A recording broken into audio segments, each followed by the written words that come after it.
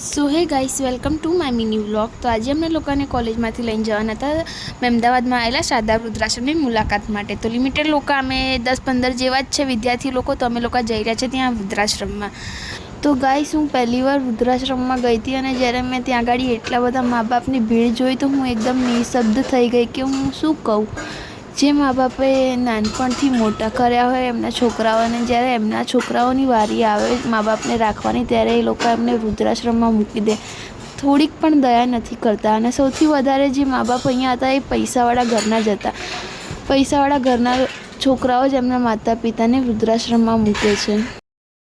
તો હું પહેલી વાર વૃદ્ધાશ્રમમાં ગઈ હતી અને મેં એમની પાસે વાતો કરી, એમને બી સારું લાગ્યું ને અમને બી સારું લાગ્યું। તમને બી ગાઈસ જ્યારે બી ટાઈમ મળે ત્યારે તમારા બર્થડે કે કંઈક હોય તો વૃદ્ધાશ્રમમાં જઈને મુલાકાત જરૂરથી લેજો। કેટલી બધી ભીડ હોય છે ત્યાં માતા પિતાની, થોડી બી દયા નથી આવતી એમના છોકરાઓને વૃદ્ધાશ્રમમાં।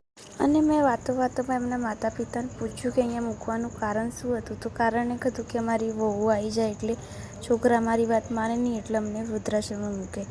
તો મળીએ જ આવા બ્લોગ માટે, ત્યાં સુધી રાધે રાધે।